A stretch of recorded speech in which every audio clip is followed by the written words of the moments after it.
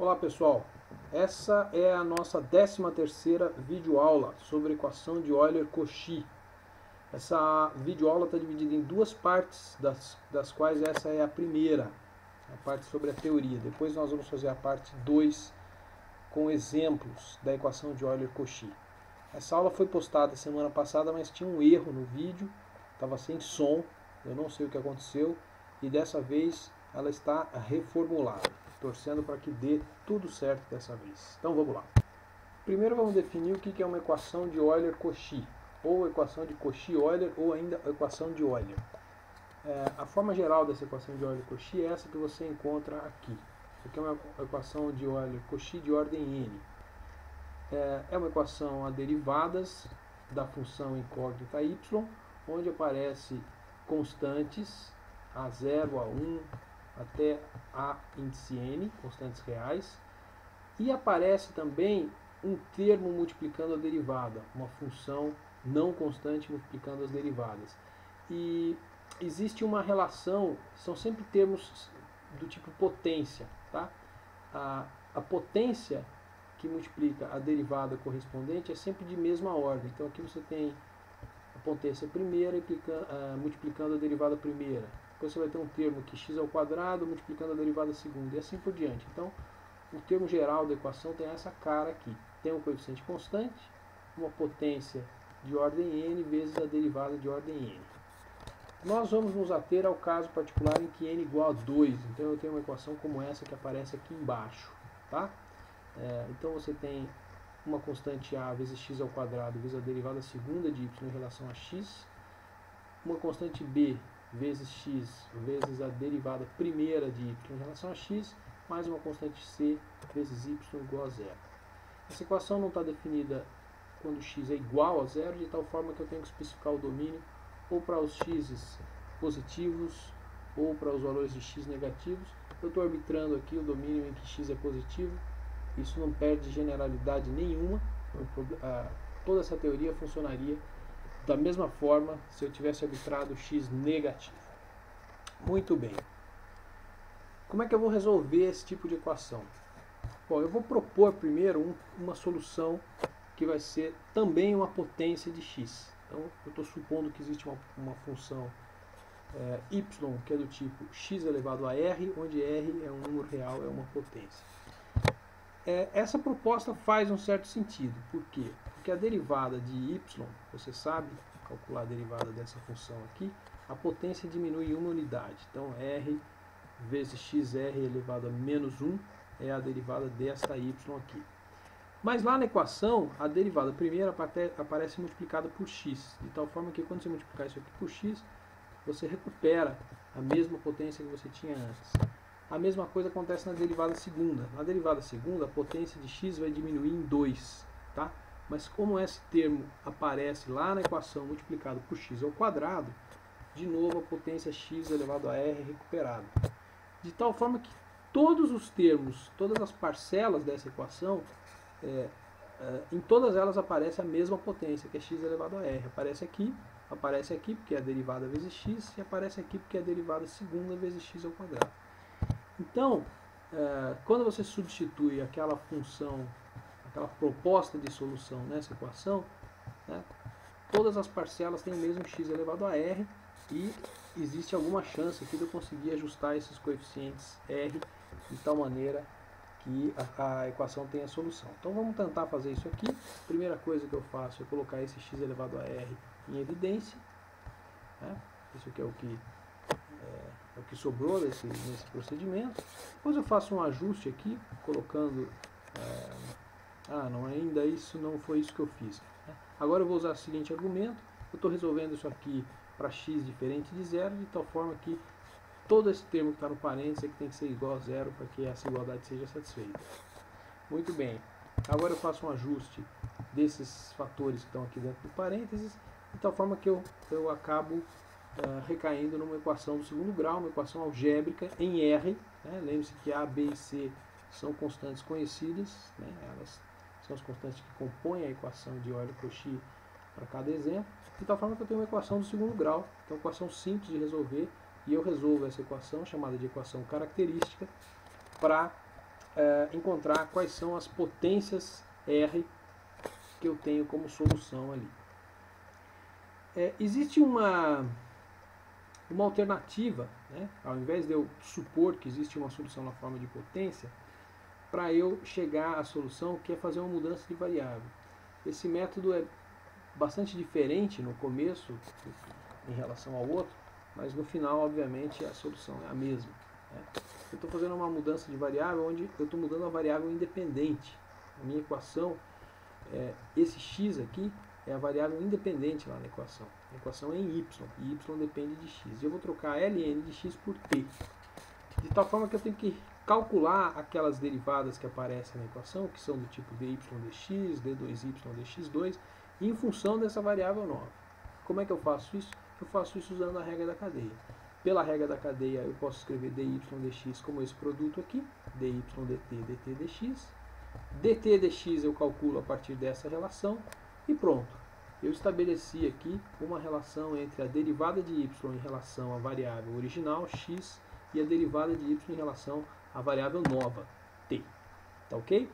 Eu vou escrever essa relação assim, de tal forma que, repare que nesse quadrado aqui, o termo que está à esquerda dessa igualdade é exatamente o termo que aparece na equação. Então, eu saí com um grande ganho aqui, né? Porque um termo que era um termo produto de uma derivada por uma função de x, agora ficou um termo onde só tem a derivada. Para calcular a derivada segunda, eu vou repetir esse procedimento, lembrando que a derivada segunda de y em relação a x duas vezes é a derivada da derivada primeira. Tá? Então, eu vou calcular a derivada da derivada primeira, onde a derivada primeira eu acabei de calcular aqui em cima. Ou seja, d dx desse termo aqui é que vai me dar a derivada segunda. Bom, essa derivada aqui é um pouquinho mais trabalhosa que a de cima. Primeiro porque eu vou ter que fazer um produto aqui, né? Tem uma regra do produto para ser aplicada. Aqui eu tenho que calcular a derivada de 1 sobre x vezes a derivada de y em relação a t. Então, a derivada do primeiro, a derivada de 1 sobre x é menos 1 sobre x quadrado, vezes dy dt, o segundo sem derivar, mais o primeiro sem derivar, 1 sobre x, vezes a derivada do segundo, onde eu estou simplesmente escrevendo a derivada do segundo de maneira integral, sem calcular essa derivada aí. Bom, agora eu vou calcular essa derivada. Essa primeira parcela aqui está resolvida. Para calcular essa segunda derivada, eu vou ter que usar de novo a regra da cadeia. Por quê? Porque eu estou querendo calcular a derivada em relação à variável x de uma função que depende de t. Né? Então eu vou fazer pela regra da cadeia. Como é que eu vou escrever isso aqui? Então eu vou escrever a derivada deste parênteses, dessa função que está dentro do parênteses, está aqui, ó, reproduzindo, em relação a t vezes dt dx. Bom, isso aqui vai dar o seguinte resultado. Essa primeira derivada que está aqui, ó, é a derivada segunda de y em relação a t duas vezes. Tá aqui. E a dt dx eu já calculei ali em cima. Né?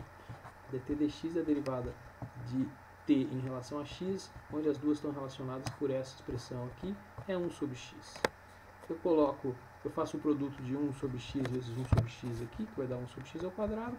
Coloco esse termo 1 sobre x ao quadrado em evidência, de tal forma que a derivada segunda de y em relação a x duas vezes é igual a 1 sobre x quadrado, que multiplica d2y dt2 menos dy dt. Depois eu só faço um ajuste aqui, passo aquele termo que está da mesma maneira que eu fiz aqui, né? Eu multipliquei a igualdade inteira por x para chegar nessa expressão. Eu vou multiplicar a igualdade inteira por x ao quadrado para chegar nesta expressão que aparece aqui. Tá ok? De novo, repare que esse termo que está à esquerda aqui é exatamente o termo que aparece lá na equação de Cauchy-Euler. Né? De tal forma que o termo que tinha o produto de uma derivada segunda por um quadrado vai aparecer simplesmente as derivadas. Não vai aparecer mais o produto por potência nenhuma. Tá? Eu fiz isso aqui, peguei a equação original, substituí aquilo que eu acabei de calcular e chego nessa expressão aqui.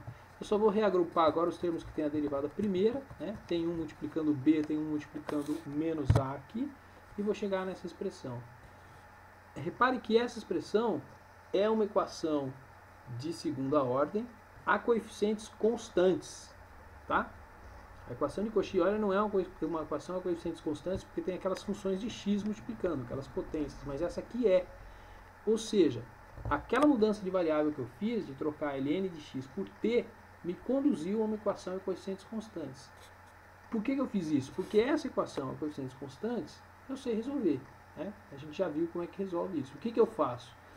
Eu tenho soluções na forma de exponencial e a partir dessa equação aqui, eu tenho uma equação característica. A equação característica é essa aqui. Né? O coeficiente da derivada segunda é o coeficiente do termo quadrático, o coeficiente da derivada primeira é o coeficiente linear, o coeficiente do termo sem derivada é o termo independente na equação do segundo grau.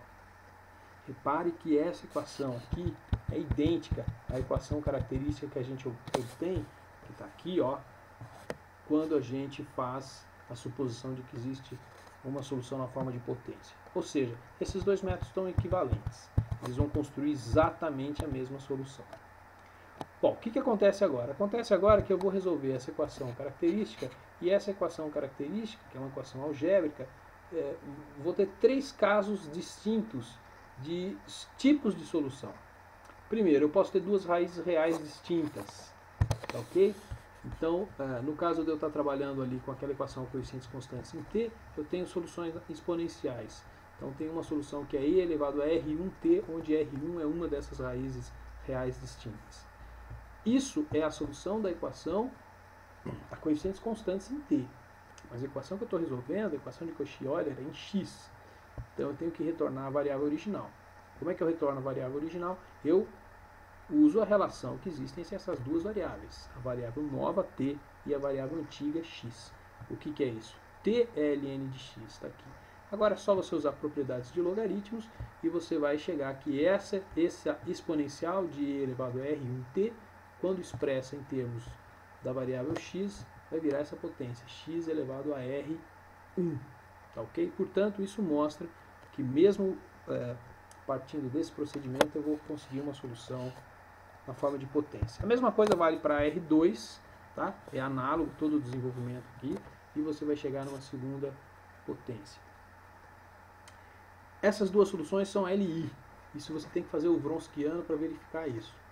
Fica como exercício, isso é bastante simples de fazer.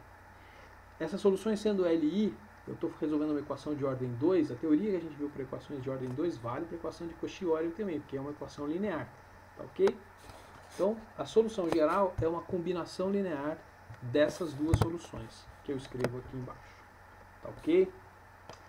Segundo caso, eu posso ter duas raízes reais que se repetem. Eu vou chamar essas duas raízes repetidas de R. Né? São duas raízes idênticas. Então, eu vou ter uma solução que é exponencial. Eu faço a mesma coisa que eu fiz no caso anterior. Vou transformar essa exponencial em t, variável nova, numa potência em x, variável original, x elevado a r. E a segunda solução, que a gente sabe lá do caso coeficientes constantes, que é t vezes a exponencial, eu vou também transformar para a variável original, que é x. Então vai entrar um ln de x no lugar desse t e no lugar desse t também. Então a expressão fica assim. A gente já sabe que essa exponencial aqui vira uma potência, x elevado a r, e esse ln de x permanece aí. O que eu tenho que fazer? Essas soluções são LI, exercício, calcule o Wronskiano e verifique que sim. Tá?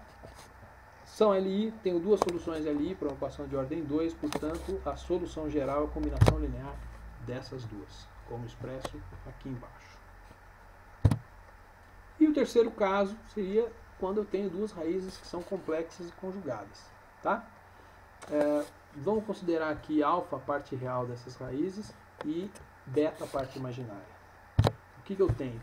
Quando eu faço coeficientes constantes, eu tenho uma solução que é assim. Né? Exponencial vezes um cosseno. O que eu tenho que fazer? Tenho que transformar os t's aqui. A gente já sabe o que acontece com a exponencial, ela vai virar essa potência, x elevado a alfa, e o cosseno de beta ln de x continua como cosseno beta ln de x. A mesma coisa vale para a segunda função, para a segunda solução, onde aparece o seno, vai ficar com essa cara aqui, x elevado a alfa, seno de beta ln x. O que eu tenho que fazer? Verificar que essas soluções são LI. Isso aqui é trabalhoso, mas não é difícil. É só fazer o Wronskiano, você vai chegar facilmente a esse resultado.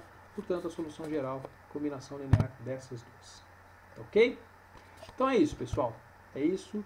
e nós voltamos já já com a parte 2 dessa aula. Até logo!